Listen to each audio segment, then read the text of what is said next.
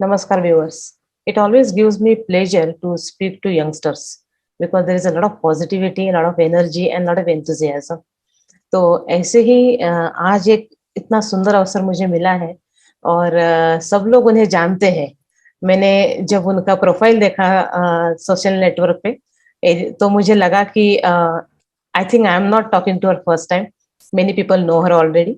So let me formally first of all invite and then I will talk about her. Formally invite Miss Prajwal Busta. आपका बहुत बहुत स्वागत। Thank you so much. Thank you Ketki ji, बहुत अच्छा लगा आपसे जुड़कर। तो प्रज्वल जी का इंट्रोडक्शन में फॉर्मेट है इसलिए कराती हूँ, वरना वैसे उन्हें बहुत लोग जानते हैं। ये एक वर्ड में कहूँ तो यंग पॉलिटिशियन, और जिसकी बहुत आवश्यकता है। और आप बिलोंग करते हैं हमारे सुंदर स्टेट से, वो है हिमाचल प्रदेश। और वैसे तो ये लॉयर है, परंतु साथ साथ में हिमाचल प्रदेश के स्टेट प्लानिंग बोर्ड की मेंबर भी है, फॉर्मर चेयरपर्सन ऑफ पंचायत समिति भी रह चुकी है, और यंगेस्ट सीपी इसको बोलते हैं। तो हम आयु तो नहीं पूछेंगे, पर हम ये जरूर पूछेंगे कि यंगस्टर्स के दृष्टिकोण से उन्होंने अपने स्टेट के साथ साथ देश के जिसको हम उत्थापन तो नहीं बोलेंगे, लेकिन विकास में क्या क्या वो सोचती है, किस डायरेक्शन में काम करना चाहती है, कर रही है, और लोगों का साथ कैसे मिल रहा है, इस सब के बारे में हम चर्चा करेंगे। As usual it's going to be informal discussion, so don't be surprised if you see us with a cup of coffee. तो प्रज्वल जी, फर्स्ट कम फर्स्ट, आपका बचपन और एजुकेशन कहाँ हुआ? सबसे पहले तो मैं आपका बहुत बहुत धन्यवाद करती हूँ मुझे अपने इस कॉन्वर्सेशन में बुलाने के लिए, और बहुत सौभाग्यशाली कि आपके साथ मुझे जुड़ने का मौका मिला, और आपके साथ बहुत ही प्रेरित, आपके सहयोग से बहुत ही प्रेरित महिलाओं के बारे में जानने का मौका मिला। और मैं हिमाचल के एक छोटे जिला शिमला के एक छोटे से गांव से हूँ। और जैसे आपने मेरी पढ़ाई और सबके बारे में पूछा, तो मेरी पढ़ाई मेरे गांव, मेरे कोटखाई के एक छोटे से गर्ल्स स्कूल में, government girls senior secondary school में हुई है। और 12th के बाद एक छोटी सी एक नया कुछ करने की या नई जगह पे जाने की उम्मीद के साथ मैंने सोचा कि क्या नया करना चाहिए और कहाँ नई जगह पे पढ़ाई करनी चाहिए।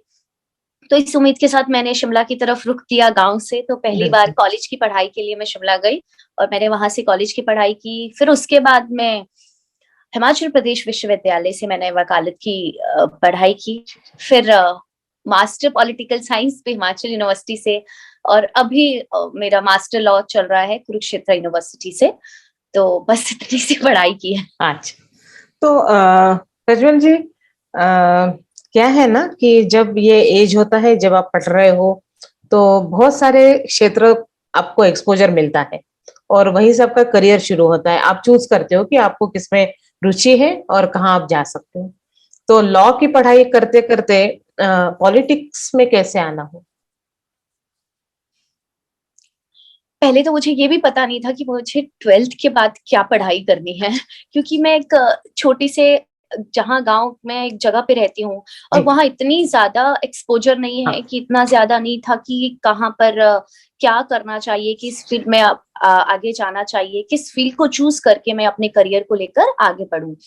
तो वही मेरा पहले से वो सोशल एक्टिविटीज में, स्कूल में जो भी अपॉर्चुनिटीज मिलती थी उसको ग्रैब करने की कोशिश करती थी, वो छोटी छोटी चीजों के माध्यम से। फिर मुझे लगा कि मैं, जैसे मेरा इंटरेस्ट डांस फील्ड में था, तो मैंने डांस में, वो तो लोकल जो हमारा नृत्य है उसमें मैं पार्टिसिपेट करती रहती थी। मंच पे जो भी कार्यक्रम करने को मिले, जहां भी मौका मिले मंच पे जाने का, तो मैं जरूर जाती थी। फिर मुझे लगा कि अरे, मैंने सुना था कि शिमला के कॉलेज में वहाँ कथक भी डांस सिखाया जाता है, जो कि नॉर्थ के स्टेट्स में, खासकर हिमाचल में बहुत एक नया था कि अरे और फिर मुझे लगा कि अरे, मुझे जरूर सीखना चाहिए, मेरी इस फील्ड में रुचि है, और ये कुछ नहीं कर पाऊंगी तो किसी स्कूल में एक डांस टीचर तो बन ही जाऊंगी।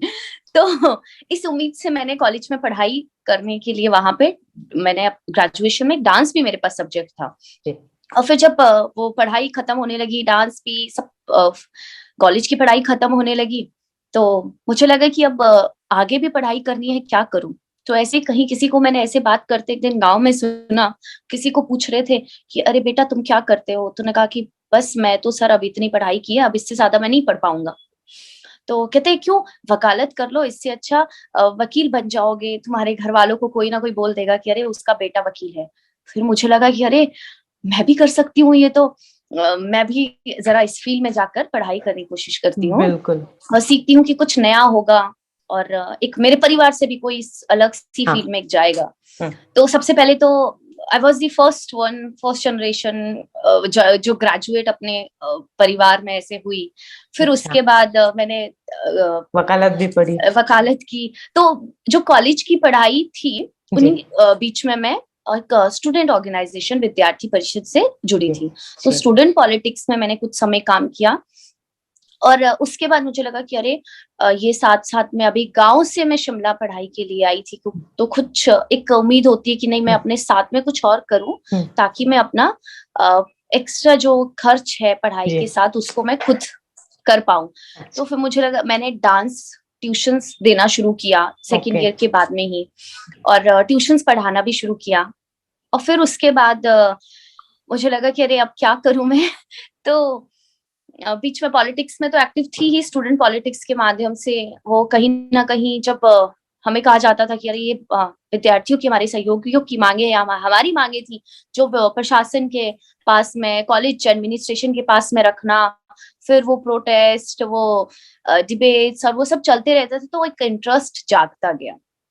और इन बिटवीन जैसे मैं एक एंकरिंग और स्टेज कंडक्टिंग ये सब चीजें करती रहती थी, तो मैं बीच में मुझे एक डांस कंपटीशन में डांस जज के तौर पे बुलाया गया। अच्छा। तो वहां मैंने किसी से कहा कि अरे कोई और अच्छा सा काम हो इस फील्ड का तो मुझे बताइएगा। तो उन्होंने कहा कि एक ना न्यूज चैनल में एक एंकर की जरूरत है, अच्छा, तो आप वहां पर चले जाइए, आप एक बार ट्राई कर सकते हैं। तो पॉलिटिक्स का एक इंटरेस्ट तो जाग चुका था स्टूडेंट पॉलिटिक्स से, और फिर मैंने वहां पर काम करना शुरू किया। मैं गई तो मुझे काम भी इजीली मिल गया, काम करना शुरू किया। और फिर देखा तो जब मैं पॉलिटिकल पार्टीज के प्रोग्राम्स कवरेज के लिए जाना, अपनी अब जिस पार्टी में मैं हूँ अभी जी उसको, और दूसरी पार्टी, और सोशल एक्टिविटीज या कोई भी किसी भी इशू पे कहीं भी कवरेज के लिए जाना, लोगों की समस्याओं को सुनना, उनकी समस्याओं को एक मीडिया के माध्यम से लोगों तक पहुंचाना, जी उससे, और फिर अगर कहीं पर मैं सोल्यूशन बन पाऊं तो उसको उस एडमिनिस्ट्रेशन तक या जहां भी एक उसका सोल्यूशन है वहां तक पहुंचाना, जी एक वो भी इंटरेस्ट के साथ साथ मुझे लगा कि नहीं, मैं भी ऐसा कुछ करके इस एक वो पॉलिटिक्स और मीडिया का सब मिलके जो एक इंटरेस्ट था, उससे लगा कि नहीं ये थोड़ी सी डिफरेंट फील्ड है, मुझे भी कोशिश करना चाहिए। जब मैं अगर अभी छोटे से उस पे मैं किसी की मदद कर पा रही हूँ, किसी की आवाज बन पा रही हूँ, किसी का सहयोग कर पा रही हूँ, तो शायद कुछ बड़ा भी कर पाऊँ एक दिन। और लॉ की पढ़ाई तो साथ में शुरू ही हुई थी तो इसीलिए ये फील्ड में इंटरेस्ट इसीलिए इस तरह से जागा, और काम करने की जो इच्छा, और धीरे धीरे ऐसे ही करती रही। और लॉ की पढ़ाई थी तो मुझे था कि एक जो लॉ जिस फील्ड में मैं हूँ उसके जरिए भी मैं बहुत से लोगों की मदद कर सकती हूँ। बिल्कुल तो बस एक इसी तरह से ये इंटरेस्ट जगह। बहुत अच्छी सोच है, और मुझे ये सुनकर और एक बात प्राउड फील हो रही है कि आप पॉलिटिकल फैमिली बैकग्राउंड से नहीं है।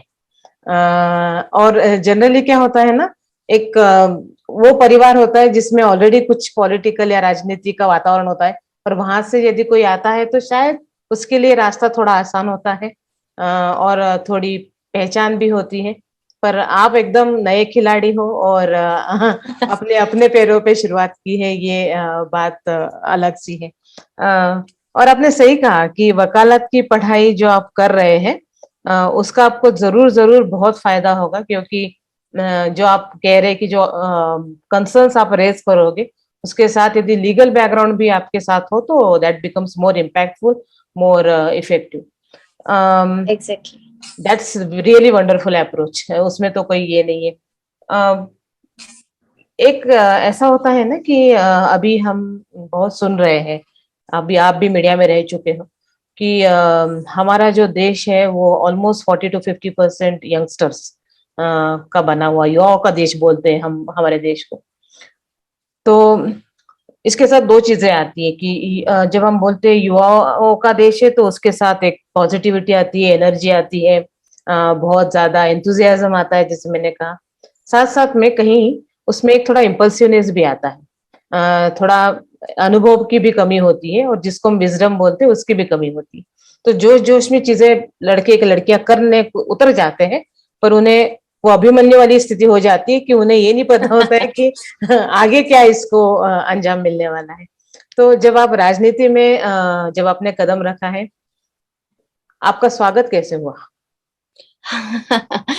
तो देखिए, जब मैंने सोचा, हालांकि मैंने नहीं सोचा था, मैं आपको सच बताऊं, जी चुनाव लड़ने का, जी। तो मेरा एक इंटरेस्ट था इस फील्ड में कि मुझे जाना चाहिए और काम करना है, पर चुनाव लड़ने के बारे में मैंने नहीं सोचा था। तो जब मेरी लॉ की पढ़ाई शुरू हुई थी उसके 1 साल के बाद में बीच में पंचायत चुनाव आए। जी तो मुझे मेरे क्षेत्र के कुछ लोगों ने, मेरे लोगों ने कहा कि आपको चुनाव लड़ना चाहिए, आपका इंटरेस्ट है, आप एक्टिव भी हो स्टूडेंट पॉलिटिक्स से, बीच बीच में आपको एक्टिव आपको देखा गया है काफी, तो आपको गांव आकर चुनाव लड़ना चाहिए। तो मैंने कहा कि मेरी पढ़ाई खराब हो जाएगी, क्या बात कर रहे हैं आप, ऐसा नहीं हो सकता है, और मुझे कौन चुनाव में सपोर्ट करेगा, ये तो बड़े लोग लड़ते हैं चुनाव, तो और मेरे परिवार से आज तक कभी किसी ने नहीं लड़ा है, तो मैं कैसे लड़ सकती हूँ। अच्छा, तो आप अपने गांव से लड़ने के लिए तैयार हुए? जी जी। अच्छा। तो फिर मुझे लगा कि, मैंने सोचा, उन्होंने कहा कि आप सोचिए, तो फिर मुझे लगा, मैंने 2-3 लोगों से बात की जिनसे मैं मार्गदर्शन ले सकती थी, मैंने पूछा, तो फिर कहा कि नहीं, आप नए हो, युवाओं का समय है, आपको आना चाहिए। कुछ लोगों ने पॉजिटिव कहा, कुछ लोगों ने नेगेटिव भी कहा। इवन मैंने अपने पेरेंट्स से बात की तो मेरे फादर कहते कि अरे नहीं, तुम कैसे लड़ सकती हो, ऐसा कभी किसी ने नहीं लड़ा है। हालांकि फादर की इच्छा होती थी कि अरे मैं सरपंच के लिए कोशिश करूं, तो मैं उनको कहती थी कि नहीं नहीं, हमारा सबसे गांव में अपने सबसे बहुत बढ़िया है तालमेल, तो वो आपस की वो बातें क्यों खराब करनी, तो हमारे परिवार से कभी किसी ने नहीं लड़ा है, तो नहीं, हम नहीं लड़ सकते हैं। फिर मुझे लगा कि नहीं, आज लोग कह रहे हैं मुझे, जिन लोगों ने मुझे कहा था, और फिर एक दिल में एक होगा कि आज कल ना कल कहीं ना कहीं मेरी इच्छा होगी, जब मैं इस फील्ड में जाना चाहती हूँ चुनाव लड़ने की, तो लोग मुझे कहेंगे कि आपको जब कहा था तब तो आप आए नहीं। और आज जब जो लोग कह रहे हैं तो मुझे लड़ना चाहिए। हार जीत और क्या बाद में होगा वो बात का विषय है, पर एक डर कहीं ना कहीं ये भी था कि अगर अभी मैं चुनाव नहीं जीत पाई, हार गई, तो मैं शुरुआत में ही पीछे ना हट जाऊं और सब चीजें खराब ना हो जाए।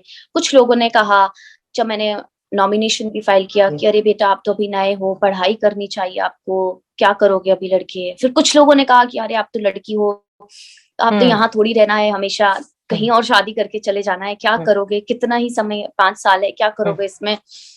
तो फिर मुझे लगा कि नहीं, अब तो जरूर लड़ना है। और जब लोगों की ये बातें सुनने को मिल रही है, और अभी तक मैं जिस बैकग्राउंड से आती हूँ, और जहां पर मैं थी गांव से मैं जब शिमला भी गई पढ़ाई के लिए, वहां भी मैंने नई नई चीजें सीखी, और ऐसी चीजें कि जहां पर मुझे लगता नहीं था कि मैं वहां तक पहुंच पाऊंगी। और उसके कारण लोग मुझे कहते थे, मेरे पेरेंट्स को, कि अरे देखो आपकी बेटी, वहां पर हमने न्यूज़पेपर में देखा था, न्यूज चैनल में सुनते हुए देखा। तो वो मेरे लिए एक नया एक्सपीरियंस था, नया काम था, वो भी मैंने किया, तो मैं ये भी कर सकती हूँ। और फिर मैंने चुनाव में जाने की सोची, परंतु जब मैं लोगों के बीच गई और जब मैंने अपने लिए समर्थन मांगा, तो इतना अच्छा रिस्पांस था लोगों का। मुझे लगता है कि शायद एक शुरुआत में जो था, कभी शायद ही किसी को मिलता होगा, इतना प्यार, इतना सहयोग लोगों का। लोग मुझे कहते थे, अरे आप वो है ना जो न्यूज चैनल में आती है। कोई कहता था, अरे हमने आपको वहां देखा है। तो इतना अच्छा रिस्पांस, लोगों का प्यार, खासकर महिलाओं का और युवाओं का इतना सहयोग मुझे मिला। तो मैंने फिर हार जीत के बारे में ना सोचकर, उस प्यार के बारे में, उस आशीर्वाद के बारे में, कि आज मुझे जो मिल रहा है शायद ही मुझे कभी मिलता, और परंतु लोगों ने इतना दिया दिल खोलकर कि मुझे चुनाव जिताया, मुझे इतनी बड़ी जिम्मेदारी दी। और मैं हमेशा अपने लोगों के लिए, इस प्यार के लिए हमेशा बहुत दिल से आभारी हूँ कि वो लोग हैं, तभी उनके कारण मैं आज यहाँ पर हूँ। बिल्कुल बिल्कुल। और वो प्यार दिखता है, क्योंकि मैंने कुछ आपकी सभाएं और कुछ कार्यक्रम जो देखे हैं, उसमें मैंने देखा है कि बहुत जोरदार समर्थन होता है और बहुत जोर शोर से उत्साह से स्वागत भी होता है। प्रज्वल जी, अभी बात करते थैंक करते यू। हमने बात की महिलाओं की, और जी अभी हम इस साल मना रहे हैं आजादी के 75 साल।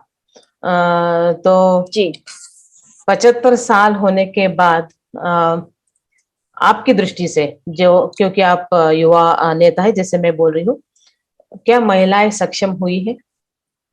हिमाचल प्रदेश और ये जो हमारे राज्य है ना, खूबसूरती से भरे हैं, और लोग भी बहुत हम्बल है, सिंपल है, बहुत क्या कहते हैं, उन्हें उस सिटी की और उस एक दुष्टता की अभी हवा नहीं लगी है। तो वो वैसे ही है जैसे वो थे, बहुत प्यार करने वाले, बहुत सिंपल रहने वाले।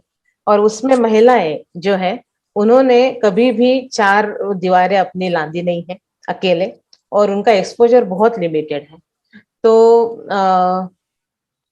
आपको लगता है कि 75 साल में महिलाओं में कुछ सबलीकरण हुआ है? क्या उनमें कोई दृष्टिकोण जगा है कि उन्हें अपने घर परिवार के अलावा भी आगे उनकी जिंदगी है और उन्हें अपनी आइडेंटिटी होनी चाहिए? देखिए केतकी जी, अगर मैं अपने स्टेट की बात करूं या कुछ प्रदेशों की जहां के बारे में हम बहुत सारी चीजें सुनते हैं कि अभी भी महिलाएं उस स्तर तक नहीं काम कर रही है या ऐसे बाहर नहीं निकलती है, जो आपने कहा चार दीवारी को नहीं लांघ पा रही अभी तक। पहले बहुत ये चीजें देखने को मिली है, परंतु पहले के समय अगर अभी हम बात करें तो बहुत बदलाव भी देखने को मिला है। और उसका मुझे ऐसा लगता है कि मैं भी उसका एक उदाहरण मैं अपने आप को मान सकती हूँ और मैं बता सकती हूँ। और जो आपने भी एक अभी उदाहरण दिया, और मैंने अपने कार्यकाल में या अभी भी मैंने देखा तो बहुत बदलाव देखने को मिला है।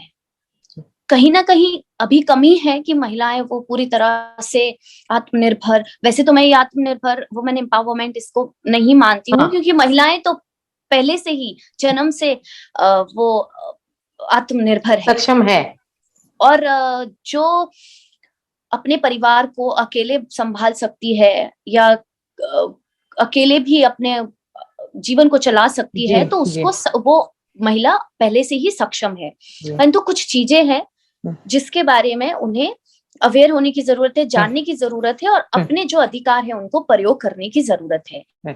परंतु मैंने कुछ समय से देखा है, महिलाओं को अगर कमी है तो वो मंच प्रदान करने की प्रतिभा कूट कूट कर भरी है, परंतु उन्हें सही दिशा या सही मंच और एक सहयोग की जरूरत है और एक मार्गदर्शन की, वो कमी है जो कहीं ना कहीं अभी भी देखने को मिलती है।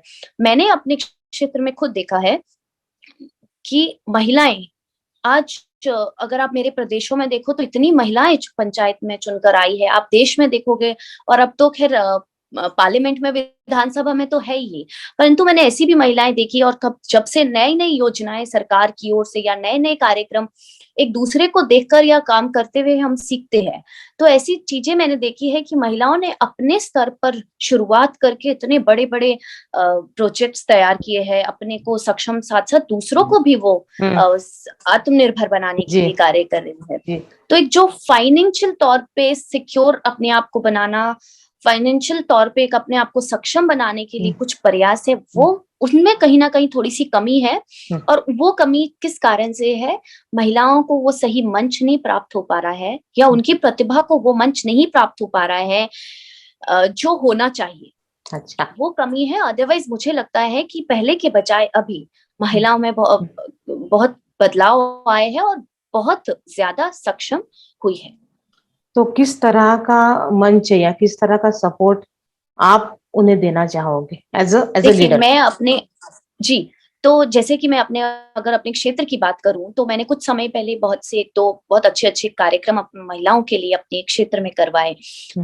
मुझे उस कार्यक्रम को करवाने का मकसद सबसे पहले तो मेरे क्षेत्र की महिलाओं को घर से बाहर निकालना, उस मंच तक लाना था। और उसके बाद मैंने उस कार्यक्रम में ऐसे उन महिलाओं को बुलाया था जो एक हम्बल बैकग्राउंड से, एक बहुत ही ऐसे परिवार से उठकर एक आईपीएस बन सकती है, एक परिवार से उठकर डॉक्टर बन सकती है, ऐसी प्रेरक महिलाएं जिन्होंने आकर अपनी जब बातें, अपनी कहानियां वहां बताई। तो कहीं ना कहीं मेरा मकसद था कि उनको सुनकर अगर आज 100-200 महिलाओं की भीड़ आई है तो कहीं ना कहीं उनमें से 10 या 20 महिलाएं तो उन कहानी को सुनकर आगे बढ़ेगी, अपने लिए मंच, अपने लिए एक रास्ता ढूंढेंगी।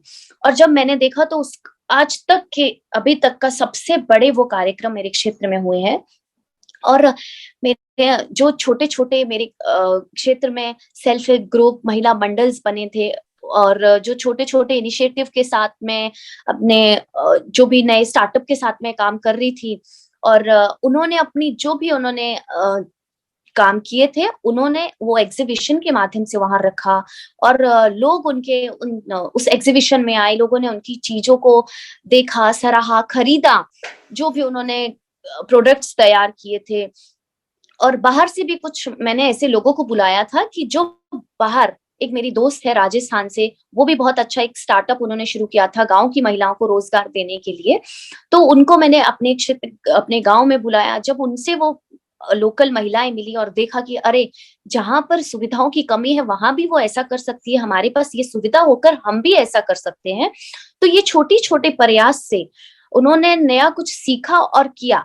ऐसी महिलाएं जो कभी मंच पर नहीं गई थी, जब हम किसी को ऑनर करने जाते हैं तो मैंने ऐसी महिलाओं को, बुजुर्ग है जो आई है इतने दूर से मेरे कार्यक्रम में, उनको मैंने मंच तक की नहीं, आज ये मुख्य अतिथि आए, आज हम तो रोज मंच पे जाते हैं, हमें मौका मिलता है, आप जाकर उन्हें सम्मानित करिए, आप कुछ बोलिए। तो उनके लिए वो एक बहुत बड़ा था, अरे एक मंच मिला। तो ऐसी ऐसी छोटी चीजें हमने उनसे पूछा, आप क्या करना चाहती है। जब मेरे कार्यकाल में मेरे साथ एक जो ऑफिसर सहयोगी काम करती थी, कुछ अब तो गवर्नमेंट की बहुत सारी स्कीमें हैं, उनके माध्यम से हम सहयोग के साथ में हमने महिलाओं को पूछा कि आप बताइए, आप लोग क्या करना चाहती है, किस फील्ड में काम करना चाहती है, क्या सीखना चाहती है, क्या आपको ट्रेनिंग चाहिए, हम आपके लिए उपलब्ध करवाएंगे। ऐसे ऐसे इनिशिएटिव करके, कहीं अगर वहां नहीं उपलब्ध करवा सकते तो हम आपको शिमला भेजेंगे, आसपास के क्षेत्र में भेजेंगे। ऐसे इनिशिएटिव करके उनको हमने सहयोग किया, समर्थन किया।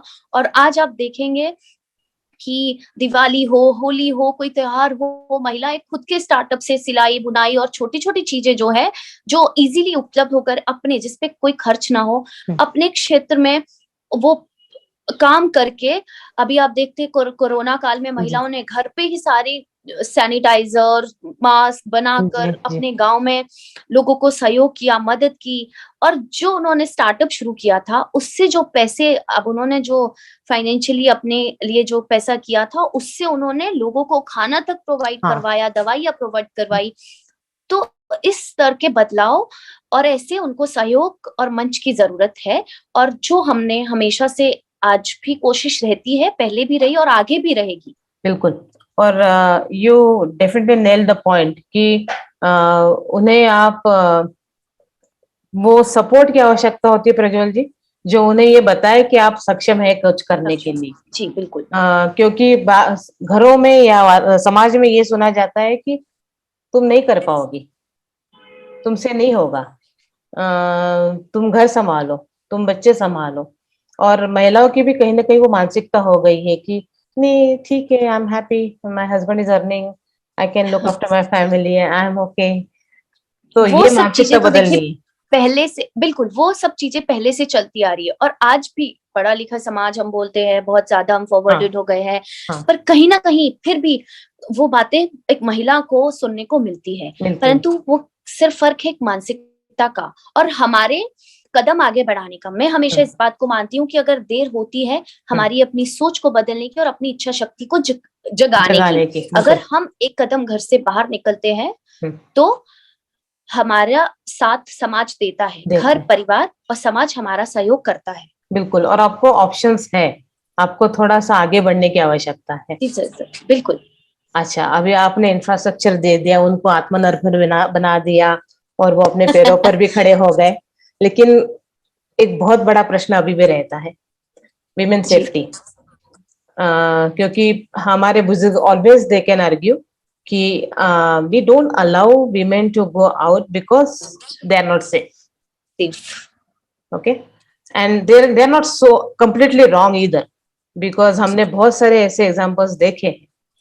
तो क्या महिलाओं को केवल सक्षम बाहर निकलने के लिए नहीं, लेकिन अपने आप की सुरक्षा का भी करने के लिए तैयार करने की आवश्यकता है, उसमें कोई दो राह नहीं है, पर how are we going to make them aware of their own safety?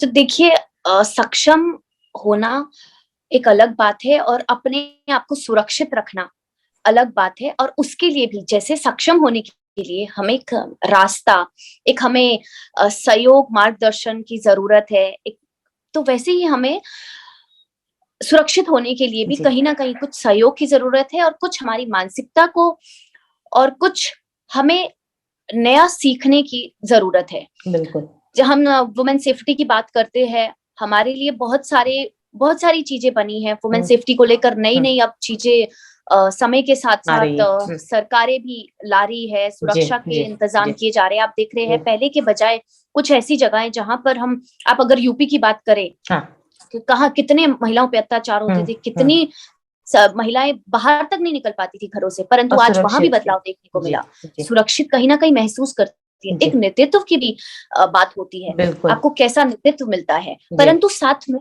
हमें महिलाओं को अवेयर करने की जरूरत है, हुँ, उन्हें उनके अधिकारों के बारे में बताने की जरूरत हुँ, है।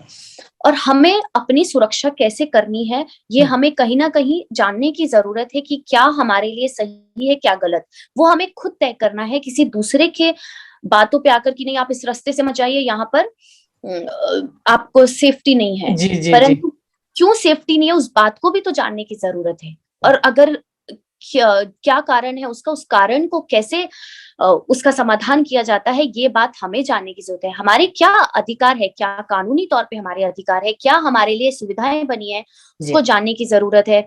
और कुछ चीजें ऐसी है कि जैसे महिलाओं के लिए 24/7 सेफ्टी एक वो होनी चाहिए, कुछ कोई ऐप हो या कुछ ऐसी हाँ, फैसिलिटीज जिससे कि हाँ, महिलाएं कहीं ऐसा फील करे। हुँ, और कुछ जैसे कुछ केसेस होते हैं हुँ, महिलाओं से सेफ्टी से रिलेटेड, हुँ, या कोई भी हुँ, महिला पे कोई हुँ, उत्पीड़न को लेकर कोई हुँ, मामले होते हैं कि उनकी इस तरह से जल्दी से उनके उन हेल्प मामलों की अवेलेबल सुनवाई होनी हो, चाहिए, सुलझने चाहिए, ताकि एक जी, महिला ये सोचकर ना रह जाए कि अरे वो केस हुआ था, हुँ, उसमें इतने सालों लग गए, कभी ऐसा हुँ, हुआ तो नहीं, न्याय नहीं मिल हुँ, पाएगा। ऐसी हुँ, कुछ चीजें हैं। हुँ, और इस दिशा में कुछ काम करने की जरूरत हुँ, है। हुँ, और महिलाओं को थोड़ा-सा अवेयर करने की ज़रूरत है कि जी, क्या। और साथ में मुझे जो लगता है कि एक जो महिलाओं को प्रशिक्षण देने की भी हुँ, हमें हुँ, आवश्यकता है, हुँ, हमें हुँ, हुँ, प्रशिक्षण हुँ, लेने की कि नहीं। अब जैसे हमारी रानी झांसी और सब, हुँ, उनके पास वो जब लड़ सकती है विदेशी हुँ, ताकतों से, हुँ, तो हुँ, हम तो अगर कोई ऐसे महिलाओं के प्रति ऐसी कोई दृष्टि रखता है या महिलाओं को जी, हरास करने की कोशिश करता है, तो हम जी, इस लायक बने कि हम ऐसे प्रशिक्षण भी हमारे पास हो कि हम भी खुद से मुकाबला कर पाए। तो और धीरे-धीरे ये चेंजेस आ रहे हैं। हुँ, हुँ, तो मुझे लगता है कि स्कूल लेवल से लेकर हाँ, ये प्राइवेट स्कूल में ही नहीं, हुँ, सरकारी स्कूलों में हुँ, भी, और ग्रामीण स्तर पर भी, जी, सरकार की तरफ से भी, स्कूल के माध्यम से भी, जी, और जो भी हम सोशल वर्क जो हुँ, करते हुँ, हैं हुँ, संस्थाओं के माध्यम से, हुँ, कहीं ना कहीं छोटे-छोटे ऐसे हुँ, इनिशिएटिव हमें वुमेन सेफ्टी को लेकर, वुमेन अवेयरनेस को लेकर और अपने आत्म सुरक्षा को लेकर ये सब चीजें सिखाने के गुण है ये सब। और नए ये सब इनिशिएटिव करने की जरूरत है। ज़रूरत है और आप कर रहे हैं। अ, जैसे मैंने शुरू में कहा ओपनिंग रिमार्क में कि आप युवाओं का नेतृत्व करते हैं और यंग लीडर हैं। तो कहीं न कहीं क्या हुआ है जैसे हमारा ऑब्जर्वेशन है, सभी का है, आपका भी होगा कि आजकल लोग बहुत एडवांस फ़ोन तो इस्तेमाल कर लेते हैं, परंतु उन्हें जो सीखना चाहिए, जो एक हमारे मॉरल वैल्यूज़ है, हमारे जो संस्कार है, हमारी जो संस्कृति है या देश के प्रति प्रेम है, हम किसी धर्म के बारे में बात नहीं कर रहे या ना तो हम जोर दे रहे हैं, but at least the basic thing nationality, patriotism, societal awareness, responsibility, civic sense, ये बहुत बेसिक चीज़ है जिसके लिए आपको किसी पर्टिकुलर धर्म या किसी पर्टिकुलर पंथ का होने की आवश्यकता नहीं है। पर कुछ ऐसा एक क्लास है, मैं सबको जनरलाइज नहीं करूंगी, लेकिन बहुत से ऐसे यंगस्टर्स हैं जो हम देखते हैं कि बहुत हार्श ड्राइविंग करते हैं, बहुत ईव टीजिंग करते हैं। जनरली विमेन सामने कोई भी लेडी हो, उन्हें कोई लेना देना नहीं है वो दिखने में कैसी है, क्या उम्र है, उन्हें ऐसी कोई कमेंट पास करना है। तो ये जो मानसिकता यंगस्टर्स की है, जो उन्हें लगता है कि मुझे हीरो साबित करती है। और फिर कुछ तो आगे बढ़ जाते हैं जो एंटी नेशनल स्लोगन्स करना और बिल्कुल उल्टी चीजें करना जो नहीं करनी चाहिए, इसमें उन्हें बहुत प्राइड महसूस होता है। तो और since you are a young leader, that's the reason I want you to also share your views कि इसको कैसे बदला जाए। देखिए, जब हम कहीं किसी समाज में रहते हैं, किसी देश में रह रहे हैं, और कहीं पर भी हम रहते हैं या कोई भी चीज हो, उसके दो पहलू होते हैं, एक सकारात्मक एक नकारात्मक। वो चीजें एक हद तक हो तो समझ आती है, सही और गलत हो तो समझ आती है कि अगर कोई गलत है आप उसके खिलाफ आवाज उठाओ, उस बात को रखो, और रखने का एक तरीका होता है, वो उस हद तक सही है। परंतु अगर आप भले ही युवा हो या किसी भी धर्म से, किसी भी जाति से, किसी भी समुदाय से संबंध रखते हो, परंतु आपको ये कोई अधिकार नहीं है आप किसी को, किसी धर्म के प्रति कोई बात रखे। आपके हमारे संस्कार क्या कहते हैं, और जो हमारे संस्कार, एक युवा होने के नाते हमारे संस्कार, हमारी संस्कृति, हमारे धर्म को सजोकर रखना, उसको आगे बढ़ाने के लिए, उसके लिए कार्य करना हमारा कर्तव्य बनता है। परंतु अगर कोई हमारे धर्म के प्रति, हमारे देश, हमारी संस्कृति के प्रति कुछ भी गलत करे, दूसरों की बातों में आकर, देखिए हम दूसरे देशों से या किसी व्यक्ति से अच्छी चीजें सीखे, जो आपको सही लगता है आप सीखिए, परंतु अपने आप को दूसरों की तरह बनाने के लिए और अपने ही धर्म को या अपने ही संस्कृति को नुकसान पहुंचाए, वो गलत है। एक युवा होने के नाते मुझे ऐसा लगता है कि हम सही अपने धर्म को बचाने के लिए या अपनी संस्कृति को बचाने के लिए, अपने आदर्शों को बचाने के लिए, एक युवा होने के नाते हमारा फर्ज बनता है कि हम इस दृष्टि में आगे आए, काम करें। जो हमारे युवा साथी है, सहयोगी है, आने वाली पीढ़ियां है, उनको दायित्व के बारे में, कर्तव्यों के बारे में बताए। और दूसरी बात मुझे लगता है कि ये संस्कार हर व्यक्ति को घर से मिलते हैं। अगर आपके घर पे कैसे आपको सिखाया जाता है, कैसे आपको परिवार में क्या है, उससे भी कहते हैं ना कि बच्चा वही सीखता है जो बड़े करते हैं। बिल्कुल। तो आपके परिवार में क्या संस्कार है, कैसे है, और कुछ चीजें, कुछ लोग हैं कि दूसरों की संगति में आकर सीख जाते हैं। आपने देखा होगा देश में ऐसे कुछ एंटी नेशनल गैंग्स है, ग्रुप्स है, जो हमेशा देश के टुकड़े तक करने की बातें करते हैं। परंतु एक देश का युवा होने के नाते हमारा फर्ज बनता है उन ऐसे तत्वों को रोकना जो हमारी संस्कृति को, हमारे धर्म को नुकसान पहुंचा रहे हैं, और अपने साथ साथ हमारे देश के बाकी युवाओं को बिगाड़ने की कोशिश कर रहे हैं। तो उसके लिए एक युवा होने के नाते हमारा फर्ज बनता है कि हम अपने उन सहयोगियों, उन साथियों के साथ मिलकर, जैसे वो नकारात्मकता फैलाने की कोशिश कर रहे हैं, हम उस चीज को, उसका मुकाबला करके सकारात्मकता फैला सकते हैं, सकारात्मक बना सकते हैं, अपने लोगों को समझा सकते हैं। देखिए कुछ लोग हैं दूसरों की बातों में आकर भटक जाते हैं, या कुछ चीजों से उन्हें एकदम से लोभान्वित हो जाते हैं कि अरे शायद यही सही है, उस तरफ जाते हैं। जैसे आजकल फोन का जमाना है, लोगों को लगता है इसके पास ये वाला फोन है, नहीं ये सबके पास है तो ये अच्छा, इस तरफ जाना चाहिए। परंतु उसके लिए अगर हमें लग रहा है हमारा कोई सहयोगी या साथी इस तरफ जा रहा है, तो हमें उसको रोकने की, उसको समझाने की जरूरत है, उसका सहयोग करने की जरूरत है कि नहीं आप गलत दिशा में जा रहे हो। एक युवा होने के नाते मेरा ये मानना है कि हमें इस ओर बहुत ज्यादा सख्ती से काम करने की जरूरत है, एकजुट होने की जरूरत है युवाओं को। जो विदेशी ताकतें हैं या हमारे ही देश में कुछ ऐसी ताकतें हैं जो हमारे देश को नुकसान पहुंचाने की, हमारे धर्म को नुकसान पहुंचाने की कोशिश कर रहे हैं, तो उनके खिलाफ खड़े होकर हमें उन चीजों को बदलना है और सकारात्मक तरीके से उन युवाओं को समझाने की, उनका सहयोग करने की, मार्गदर्शन करने की जरूरत है, जो उनकी बातों में आकर अपने संस्कार, संस्कृति और आदर्श और धर्म को भूलते जा रहे हैं। और कहीं ना कहीं मुझे ऐसा लगता है इसमें गुरुओं का, परिवार का भी एक बहुत बड़ा सहयोग रहना चाहिए, ताकि वो किस तरह से अपने स्कूल में पढ़ रहे बच्चे का या अपने घर पे रह रहे बच्चे का मार्गदर्शन करते, सहयोग करते हैं। और साथ ही साथ एक युवा, आपने बात की, तो एक युवा होने के नाते, और मैं सामाजिक क्षेत्र में, राजनीतिक क्षेत्र में हूँ, तो मेरा भी एक फर्ज बनता है कि मैं अपने युवा साथियों के साथ बातचीत करके, मिलके, उनकी बातों को समझ के, फिर उसका क्या समस्याएं है, समाधान निकाल के एक स्तर तक उन समस्याओं को ले जाकर उसका सही समाधान निकालना, उन्हें सही राह पर लाने और दिखाने की आवश्यकता है। Well said. थोड़ा मुश्किल काम है, पर कहीं ना कहीं उसकी शुरुआत होनी आवश्यक है। और मुश्किल है पर असंभव नहीं है, मुझे बिल्कुल ऐसा नहीं लगता है, बिल्कुल नहीं है। है। और आपकी बात एकदम सटीक है कि यदि मैं अपने उम्र के फ्रेंड के साथ बात कर रही हूँ तो शायद वो मेरी बात जल्दी सुने then listening to her mother. तो वही वाला काम और मतलब युवा लीडर कर सकते हैं, जो युवाओं के साथ मिल सकते हैं, उनकी बात को समझ सकते हैं, सही गलत का उनके साथ चर्चा हो सकती है और कुछ उसमें से हल भी निकल सकता है। बिल्कुल। प्रज्वल, आप इसमें भी हो, है ना? You are Himachal Pradesh state planning board में भी हो, है ना? जी जी। तो हिमाचल प्रदेश तो मुझे पर्सनली बहुत पसंद है, ब्यूटीफुल स्टेट है। हालांकि मैं कभी आई नहीं हूँ शिमला के आगे, पर मुझे जाना है और मैं जरूर आऊंगी। तो ये जो जगह है ना, ये नैसर्गिक दृष्टया तो बहुत सुंदरता उसे प्राप्त हुई है, पर मुझे लगता है कहीं ना कहीं एजुकेशन क्षेत्र में अभी उतनी आगे नहीं आई है, और इंडस्ट्रियल डेवलपमेंट भी उसमें है, पर उतना नहीं है जितना एम्प्लॉयमेंट के लिए आवश्यक है, या माइग्रेशन रोका जाए। तो उस दृष्टिकोण से आप कुछ काम कर रहे हो?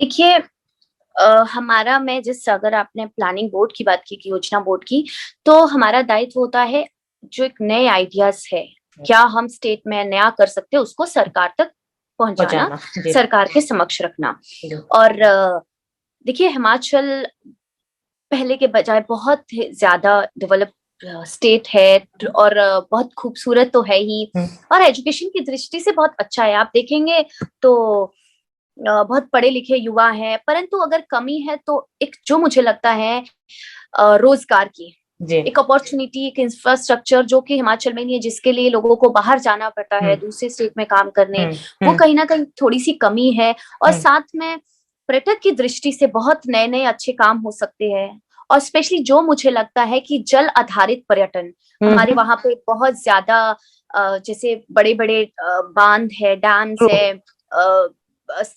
एक, तो वहां पे हम नए तरीके से किस तरह से नए काम कर सकते हैं, और नए प्रोजेक्ट लाकर कैसे हम रोजगार पैदा कर सकते हैं, ये भी एक विषय है जो छोटी छोटी चीजें हैं। और जैसे मैं आपको बताऊं तो अगर मैं अपने क्षेत्र की बात करूं तो सेब के लिए चर्चित क्षेत्र जी, है, जी। और आधा हिमाचल सेब पे आधारित, हिमाचल की इनकम है, सेब आधारित क्षेत्र है। तो सेब को लेकर, बागवानी को लेकर, कृषि को लेकर क्या नए हम इनिशिएटिव कर सकते हैं, इस पर थोड़ी सी जरूरत है काम करने की। और जो कि हम अपनी ओर से सरकार तक अपने आइडियाज, एक यंगस्टर होने के नाते नई सोच, एक नए दिमाग के साथ से क्या क्या हमें कमियां लगती है उसको हम सरकार के समक्ष रखते हैं, और सरकार कहीं ना कहीं उस पर गौर करती है। और नए नए अभी शुरुआत करी है, जैसे इंडस्ट्रीज लगाने की जरूरत है। अभी हिमाचल में बहुत कम इंडस्ट्रीज है, तो कहीं ना कहीं वो कमी, एक ज्योग्राफिकली हिमाचल बहुत बड़ा है, और दूसरा पहाड़ी एरिया है, माउंटेनिंग एरिया है, करेक्ट करेक्ट, तो उस दिक्कत होती वो है थोड़ी। योजनाओं को इजीली लागू नहीं हो सकती है, उसके लिए थोड़ा समय के साथ साथ अभी तक इतना बदला है, तो समय के साथ साथ और बदलाव होगा, ये हमें देखने को मिलता है और महसूस होता है। तो मुझे लगता है कि ये कुछ कुछ चीजें हैं, और भी कुछ विषय है जिनको कि हमारा दायित्व बनता है सरकार के समक्ष रखना, और हम समय समय पर जहां भी मंच मिलता है वहां रखते हैं। और ये बदलाव की जरूरत है, और जो धीरे धीरे देखने को भी मिले हैं, और छोटे छोटे क्लस्टर तरीके से युवाओं के लिए रोजगार, कुछ ऐसे स्टार्टअप्स में उनका सहयोग करना, स्टार्टअप शुरू करना, ताकि युवा अपने आत्मनिर्भर बन पाए, और अपने आप से कुछ नया इनिशिएटिव शुरू करके अपने क्षेत्र के, अपने प्रदेश के विकास के लिए कार्य करे, और अपने ही क्षेत्र में रहकर उसे, अपने प्रदेश में रहकर रोजगार के नए अवसर मिले। और लोगों दूसरों को भी एम्प्लॉय कर सके जी, और उन्हें अपने गांव परिवार को छोड़कर जाने की नौबत ना आए, जाने की बिल्कुल बिल्कुल, क्योंकि हमें पता है कि सुंदर क्षेत्र से आते हैं और फिर छोटे छोटे घरों में यहाँ रहना पड़ता है, और बहुत मुश्किल होती है कि इतना सा छोटे से जगह में क्यों, क्योंकि यहाँ पे रोजगार है। बिल्कुल। तो वो कारण नहीं रहना चाहिए। देखिए, अ, मुझे लगता है हमें बाहर जाके सीखना चाहिए, नई चीजों को, जी, नए तरीकों को स्किल्स सीखना डेवलप चाहिए, करने कैसे चाहिए। हम अपने क्षेत्र में कर सकते हैं, परंतु कहीं ना कहीं एक मकसद होना चाहिए अपने क्षेत्र में, उस वहां से सीख कर हम जो आए हैं नया कुछ अपने क्षेत्र में फिर करें, से उसको वापस और लाए। अपने क्षेत्र, अपने प्रदेश के लिए जी, उसको।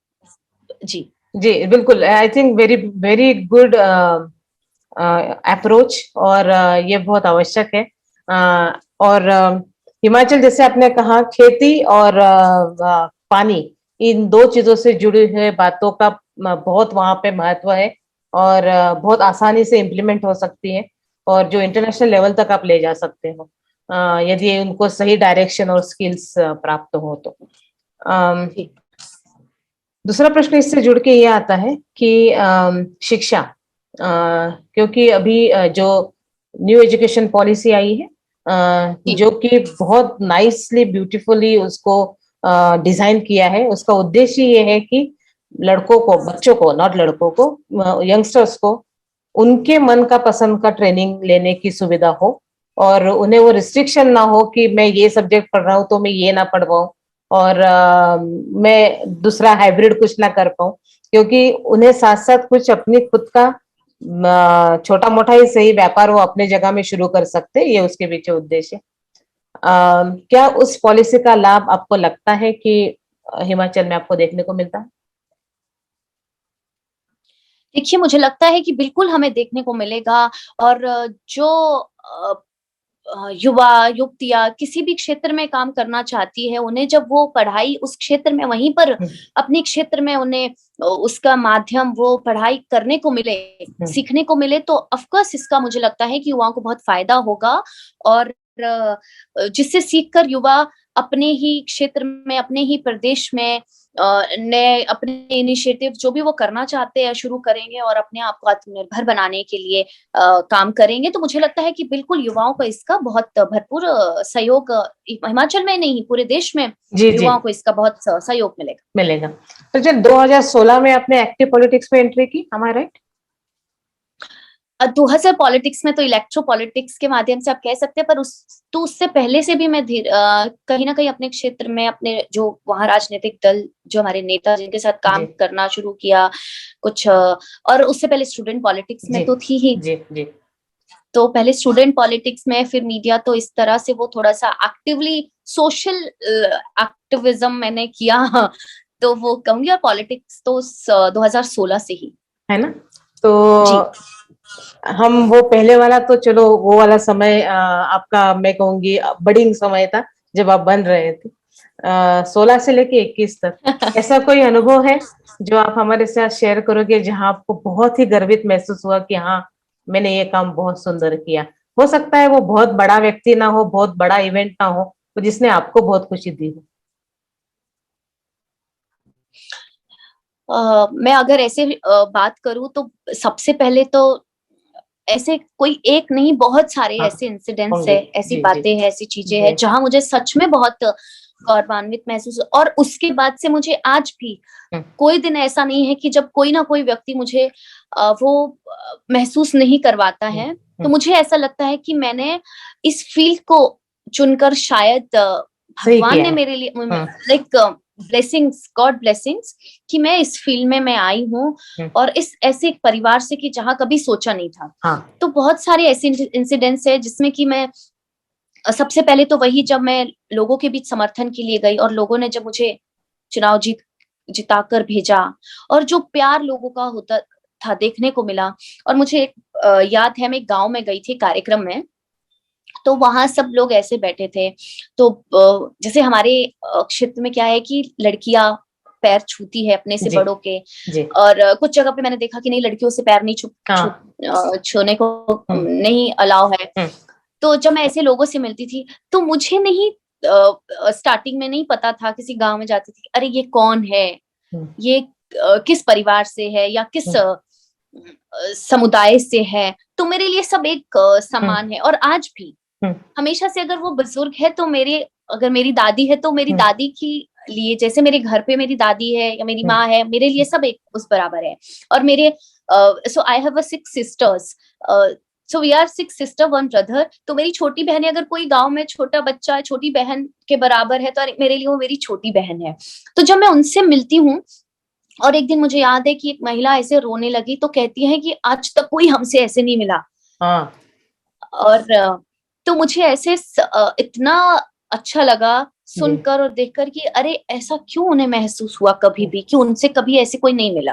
हम्म, जब मैंने उन्हें मैंने गले लगाया, तो वो लिटरली रो पड़ी हम्म, कि वो शायद उनके दिमाग में ये था कि वो किसी और समुदाय से है या किसी हम्म, उससे है, तो शायद एक तो कहीं ना कहीं किसी में एक सोच का वो रहता है। तो हम्म, उनको लगा कि देखो ये हमसे किसी कितना अच्छे से मिले। हम्म, तो मेरे लिए तो सब एक बराबर है। ऐसे ऐसे ऐसे मैंने देखा कि जब मेरे पास कोई काम के लिए आता था, तो मैंने कभी ये नहीं देखा कि आप छोटे हो उम्र में या बड़े हो, आप किस पॉलिटिकल पार्टी से संबंध रखते हो या मैं किस पॉलिटिकल पार्टी से संबंध रखती हूँ। और जब मैं उनके काम के कभी मुझे फोन करते हैं या कोई मेरे पास आकर मुझे काम बताता है, तो मैं उनके जब काम को कर पाती हूँ और जब मैं उन्हें बताती हूँ कि आपकी ये जो मेरे कार्य क्षेत्र में होता है या मैं कर पाती हूँ, तो जब वो खुशी, जब वो मुझे दुआएं हम्म, देते हैं, जब वो हम्म, कहते हैं कि नहीं आपने ये किया, हम जो भी, जब मुझे आशीर्वाद देते हैं, प्यार देते हैं अपना, तो वो जो खुशी मिलती है, जी तो जी मुझे लगता है कि वो उससे बढ़कर और कोई खुशी नहीं हो सकती है। और जब ऐसे बहुत सारे मंच, ऐसे बहुत सारे पल आए जब मैंने बहुत गौरवान्वित हम्म, अपने आप को किया कि, और मैं उसका एक ही वो बताती हूँ कि मेरे परिवार और मेरे क्षेत्र के लोगों के सहयोग के कारण हम्म, मैंने कभी नहीं सोचा था कि हम्म, मैं अपने गांव से कभी बाहर हम्म, कहीं जा पाऊंगी। और मैं जब शिमला पढ़ाई के लिए, और उसके बाद मैं शिमला से बाहर दूसरे प्रदेशों में जाना, और फिर देश से फिर विदेश भी विदेश जाना, भी अपने जाना जी क्षेत्र का नेतृत्व करना, जी तो वो गौरवान्वित पल ही थे मेरे लिए। और वो भी अब मेरे परिवार, मेरे माता पिता और मेरे क्षेत्र के लोगों के सहयोग के कारण। तो उनका जिस तरह से जब मैं अपने क्षेत्र का वहां नाम लेती थी, और जब मैं वापस आके कुछ लोग मेरे घर पे आकर मेरे पिताजी को बधाई देते थे, अरे आपकी बेटी ने आज ये किया, हमने उसको वहां देखा। और जब कहते थे कि अरे देखो कहाँ से कहाँ आप देखो हमारे क्षेत्र का नाम ऊंचा किया विदेश विदेश में। और हमें भी गौरवान्वित महसूस होता है, हमारा बच्चा है। तो एक अपनी बेटी की तरह, अपनी बहन की तरह, हम्म, अपने मित्र की तरह मुझे सब हम्म, लोगों ने इतना सहयोग दिया, प्यार देते हैं, और आज आज भी देते हैं। हम्म, तो मुझे वो हमेशा से हर दिन ऐसा नहीं कि कोई एक इंसिडेंस या कोई एक दिन है, मुझे हमेशा ऐसा महसूस होता है कि मैं बहुत ब्लेस्ड और बहुत प्राउड फील करती हूँ। फील करते हो। ये तो है, ये तो मैंने भी देखा है। एक आखिरी प्रश्न प्रज्वल जी कि भविष्य के क्या प्लान्स है अभी, पर्सनली और समाज के दृष्टिकोण से? पर्सनली आप कैसे राजनीति के और क्षेत्र में। राजनीति के क्षेत्र में जी।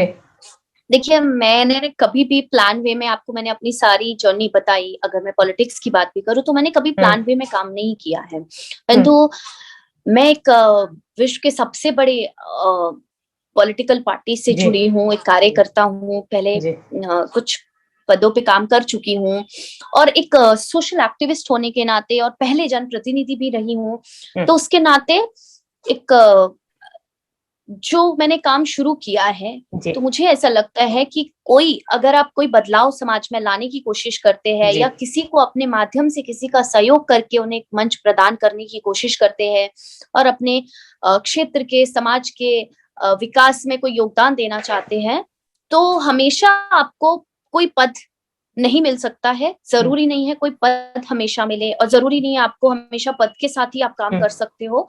हम्म, तो उसके लिए अपने आप को इतना काबिल बनाना हम्म, कि आप बिना पद के भी आप समाज में समाज में बदलाव के बदलाव लिए ला कुछ सकते हो। करते ट्रू रहे, ट्रू करते रहे। तो जी। मेरा हमेशा से ये रहता है कि देखिए, लोगों ने हमेशा मुझे अपना प्यार दिया है। हम्म, और अगर मैं राजनीति की बात करूं, तो जो शुरुआत इतनी अच्छी हुई है, तो मैं हमेशा से एक उम्मीद रहती है, एक हम्म, इच्छा रहती है कि नहीं, आगे भी इस क्षेत्र में इसी तरह से काम करती रहूं। हम्म, परंतु वो जनता का प्यार है, वो पहले भी मिला था, और मुझे उम्मीद है आगे भी मिलेगा। उस क्षेत्र हम्म, में मैं काम करती रहूंगी। परंतु उसके साथ साथ हम्म, जो भी मैं काम करती रही हूँ समाज के क्षेत्र में, सामाजिक क्षेत्र में और राजनीतिक क्षेत्र में, उसको मैं उसी तरह से जैसे आज कर रही हूँ आगे और अच्छा बेहतर करने के लिए हमेशा से प्रयास करती रहूंगी। और अभी मैंने वकालत की पढ़ाई तो अभी खत्म हुई है, अभी फुल फ्लेज प्रैक्टिस अभी शुरू नहीं की है, तो मैं हमेशा यही कोशिश करूंगी कि मैं उस माध्यम से भी अपनी प्रोफेशनल के माध्यम से, अपने प्रोफेशन के माध्यम से भी मैं लोगों की सेवा करती रहूं और अपना सहयोग समाज के लिए, देश के लिए करती रहूं। बिल्कुल, हमारी बहुत बहुत शुभकामनाएं उस विचार के लिए और उस योजना के लिए।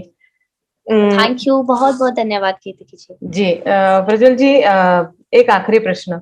इतना दायित्व उठाया है अपने और पूरी तरह से समाज के लिए अपना जीवन लगा रहे हो और आगे भी बहुत कुछ करने की मनीषा रखते हो, तो परिवार की तरफ से कैसा सहयोग है? देखिए, स्टार्टिंग में थोड़ा सा मैंने बताया आपको, जैसे कि जब चुनाव लड़ने की बारी आई तो मुझे लगा, और जब मैं स्कूल में पढ़ती थी कॉलेज तक, तो कुछ ऐसा दिमाग में था नहीं कभी। पहले तो ये था कि अरे पढ़ाई भी हम पता नहीं पूरी कर पाएंगे कि नहीं, कैसे करेंगे, वो कुछ फाइनेंशियल क्राइसिस और कुछ चीजें थी, क्योंकि घर पे बहुत सारे भाई बहन हैं, बहुत सारे लोग थे, सबकी पढ़ाई है, कैसे करनी है। तो मुझे हमेशा से था कि मैं कुछ ऐसा करूं ताकि मैं खुद को और अपने भाई बहनों को अच्छी पढ़ाई करवा पाऊं और अच्छा उन्हें सेटल कर पाऊं। अच्छा। तो धीरे धीरे समय बदलता गया, परिस्थितियां बदलती गई, मैंने भी अपने आप को अच्छा आगे बढ़ाने की कोशिश की और मेरे भाई बहन ने भी। परंतु स्टार्टिंग में थोड़ी सी दिक्कत आई जब मैंने चुनाव के लिए, अगर मैं इस फील्ड से बात करूं, तो मैंने अपने पेरेंट्स को बात की तो यही जवाब था कि अरे नहीं, हमने तो कभी किसी ने नहीं चुनाव लड़ा है, कैसे होगा, क्या होगा, कौन सहयोग करेगा। और फिर पर मैंने कन्विंस किया अपने फादर को।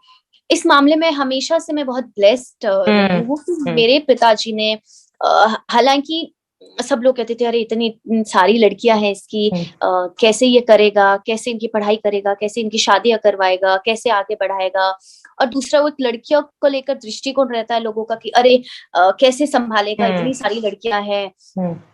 तो वो कहीं ना कहीं पिता के दिमाग में हमेशा रहता था कि अरे बिल्कुल, बिल्कुल। लड़की हो तुम कैसे करोगी, अभी तो हम ये सोचते कि तुम्हारी पढ़ाई करवा ले तुम, और फिर सोचते कि आगे कैसे शादी करवानी है, अपनी लड़कियों की इतनी सारी है तो कैसे होगा। तो मैंने कहा वो तो समय के साथ साथ जो होता है वो सब हो जाएगा, परंतु आज जो मौका मिला है उसको भी तो हमें एक कोशिश करने की तो चाहिए।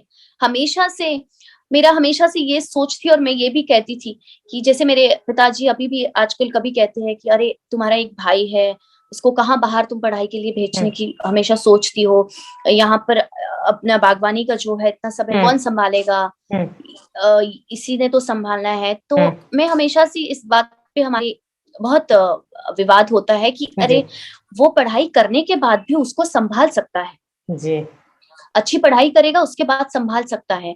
तो कहीं ना कहीं शुरुआती तौर पे दिक्कतें आई पिताजी को, माताजी को कन्विंस करने की, परंतु जब मैंने अपनी बात रखी तो उन्होंने मेरी बात को समझा, सहयोग किया। और पहले तो यही सोचती थी कि अगर वो नहीं कन्विंस करेंगे तो बाहर वाले कैसे समझेंगे, कहेंगे कि अरे घर के लोग तो साथ में है नहीं, तो कैसे बाहर वाले साथ में आएंगे। परंतु जब मैंने उन्हें समझाया तो मेरे पिताजी ने मेरी बात को समझा, मेरे परिवार ने, और धीरे धीरे परिवार के साथ साथ फिर गांव ने, समाज ने और पूरे क्षेत्र ने मुझे समझा और सहयोग किया। तो इस मामले में मैं हमेशा से अपने आप को बहुत सौभाग्यशाली महसूस करती हूँ कि मुझे हमेशा से परिवार का बहुत सहयोग मिला है। और मेरे छोटे भाई बहन हैं, आज भी वो देखते हैं। हालांकि 2 साल पहले जब मेरी माता जी अस्वस्थ हो गई थी, फिर वो नहीं रही, तो उसके बाद में भी जिस तरह से ये सब चीजें चलती आई और वो दौर भी था, और आज मैं सबसे बड़ी हूँ घर पे, तो एक बीइंग एल्डर सिस्टर और as a mother figure for my younger ones, तो मुझे ऐसा लगता है कि नहीं, और वो भी मेरा हमेशा से इतना सहयोग करते, मेरे छोटे होकर भी वो लोग, कि उन्हें पता है कि आज दीदी के पास ये काम है तो वो इस तरह से व्यस्त है, तो अगर मैं वहां नहीं पहुंच पाऊं तो मेरी बहन वहां पर वो पहुंचती है। और मैंने देखा है कि बहुत बार मेरे सोशल वर्क में भी, जैसे मुझे कोई व्यक्ति आया है मेरे क्षेत्र से और उसके साथ में कि कोई जो शिमला में लोकल हॉस्पिटल है वहां जाना है, और मैं नहीं जा पा रही हूँ किसी कारण से, तो मेरी बहन जाकर उनका सहयोग करती है, उनके साथ उनके को इलाज करवाने में या डॉक्टर के पास जाने में उनके साथ मदद करती है, भागदौड़ करती है। तो छोटे-छोटे कामों में ऐसे मेरा परिवार मेरे साथ में बहुत सहयोग सहयोग करता दे है। रहा है, ये बहुत अच्छी बात है, क्योंकि जी, जब तक आपको परिवार की तरफ से सपोर्ट ना हो, आप सामाजिक क्षेत्र में नहीं काम कर सकते बिल्कुल। हो, और महिला के लिए तो और भी मुश्किल होता है। सबसे पहले तो आपका बहुत-बहुत धन्यवाद कीर्ति जी, आपके इस कार्यक्रम में आकर मुझे बहुत अच्छा लगा। आपसे बहुत सारी बातें करके नए विषय पे भी चर्चा हुई, नया कुछ सीखने को मिला, सुनने को मिला और आपको सबसे पहले तो मैं इनवाइट करूँगी कि आप हिमाचल आइए जल्दी और बिल्कुल, मुझसे मिलिए और फिर आपको ज़रूर, मैं हिमाचल घुमाऊँगी और एक बात और है कि हिमाचल बहुत सुंदर है, कुछ जगहें बिल्कुल, ऐसी कि जो मैं खुद भी नहीं घूमी हूँ, तो बिल आपके साथ में वो भी घूम बिल्कुल, लूँगी। बिल्कुल, ये वादा रहा। तो जी, बहुत-बहुत थैंक धन्यवाद यू सो प्रज्वल। मच और take care of yourself and thank you. Keep in touch. Anything I can do for you, let me know. Take care. बिल्कुल, बिल्कुल और हम मिलकर ऐसे ही एक-दूसरे को सहयोग करके और बाकी सबको सहयोग करके ऐसे ही अपना योगदान देते रहे। तो बहुत-बहुत धन्यवाद। Thank you. बहुत-बहुत धन्यवाद। नमस्कार।